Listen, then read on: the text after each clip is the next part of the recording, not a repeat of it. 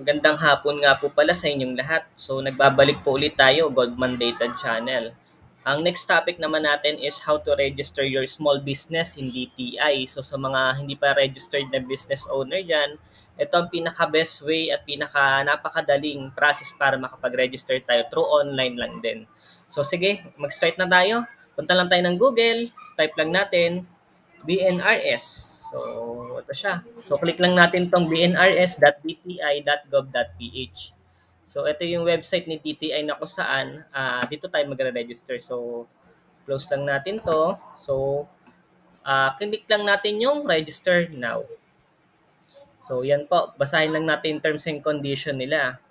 Tapos, kapag okay na, pindutin na natin sa pinakababa ay agree.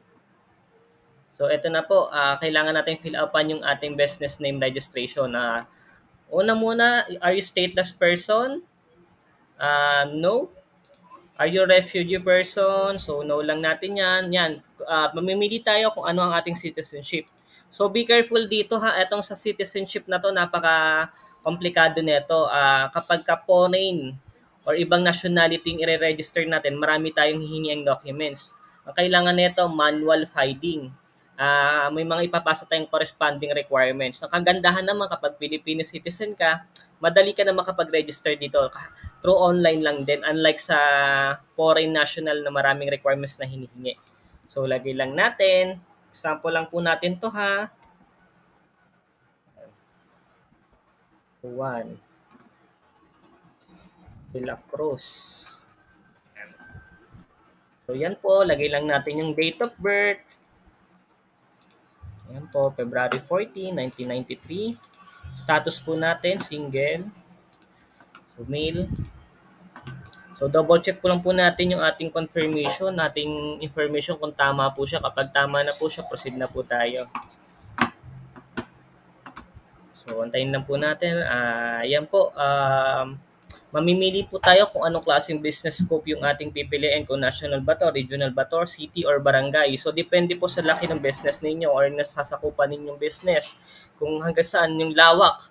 Let's say, ang business ko is through city lang. So, ito, i-click lang natin yung city, which is cost 500 pesos. So, yun nga lang po, may mga corresponding fee nga lang yung ating pagre-register sa DTI. So, kapag okay na tayo, proceed na tayo sa bandang baba.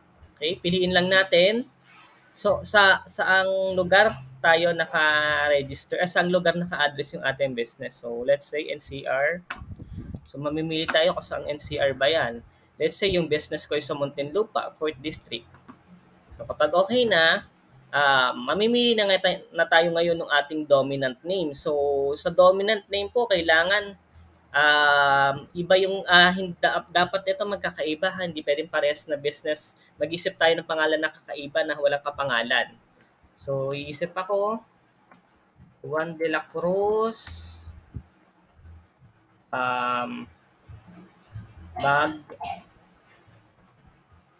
bag and shoes. Okay? So, business name descriptor.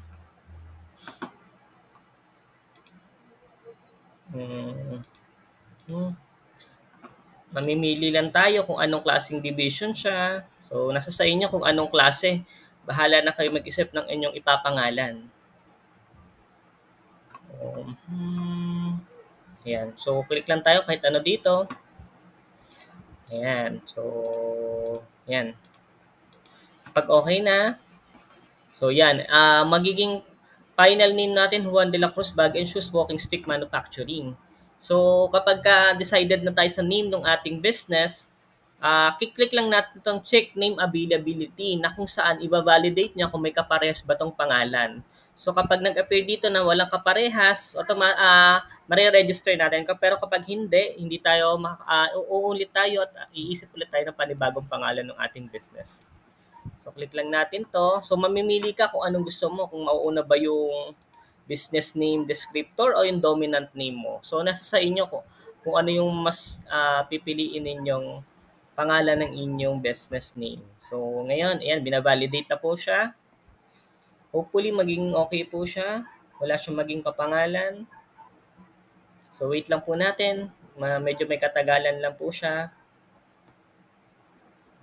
Yan po, konting antay lang po, i-validate pa po yung ating proposed business name. Ang kagandahan naman dito sa online na 'to, no need na pumunta sa mga DTI offices kasi dati yung process natin manual pa talaga ang registration, napakahirap, sobrang hirap dahil mamimili ka pa ng mag-iisip ka pa ng mga pangalan mo, i-validate pa nila at babalikan mo pa 'yon.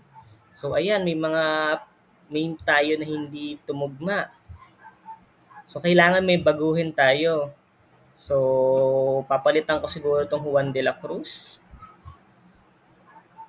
Gagawin ko siyang Gov mandated. Since ito po ang ating channel, Bag and Shoes. So, hopefully wala siyang maging kapangalan. So, validate ulit natin. Sana wala na po siyang maging kapangalan. So, ito ang kagandahan. Real time na po. Ma-check niya kagad kung may kapangalan yung business natin. So, kapag may kapangalan, syempre, uulit tayo at paghahanap, iisip tayo ng panibago natin business name. So, yan po. Waiting lang po tayo ha. Kapag may mga karagdagan pa po kayong tanong, mag-comment lang po kayo sa ating channel. And please subscribe po for more videos pa po. So, yan po. Medyo may katagalan na po. Gawa nga po na chinecheck na mabuti ng system ni DTI. So, yan po. Wait lang po natin. Okay. Be enrolled with registered words. Okay. So, kailangan natin itong palitan.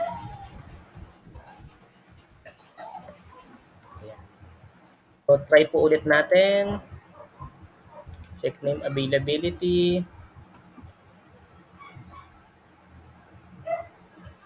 Yan, sana po maging okay na.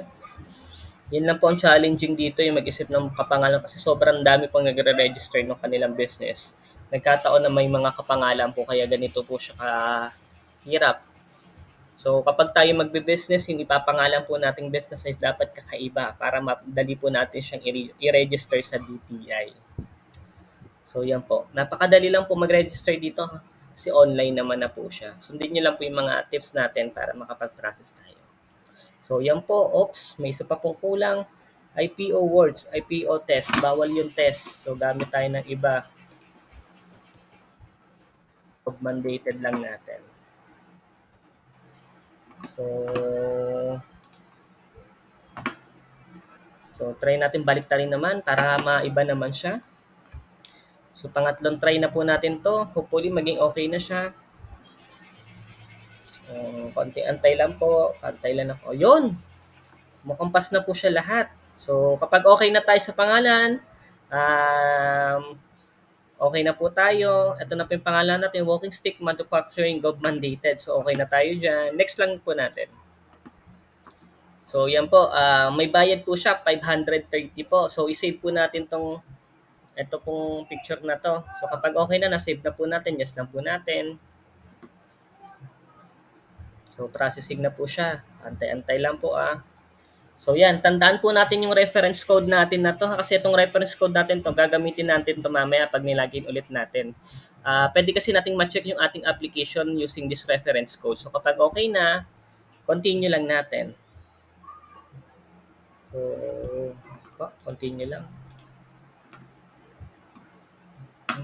So yan po, tandaan lang po natin reference code. Okay? So, ito na po. Ilalagay na natin yung business address natin. Let's say, taga-Poblacion po ako. Yan. 1, 2, 3. So, mobile number.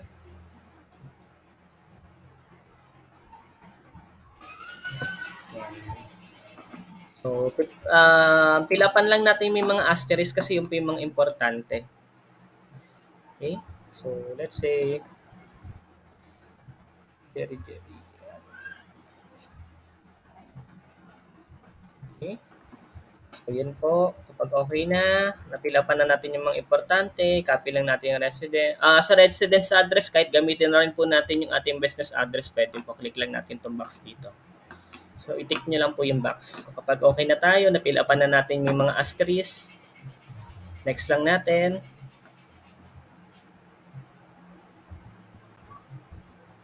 So, wait lang po. Processing lang siya. Okay, review lang po tayo. Okay na, next. Confirm and proceed po tayo. Yan.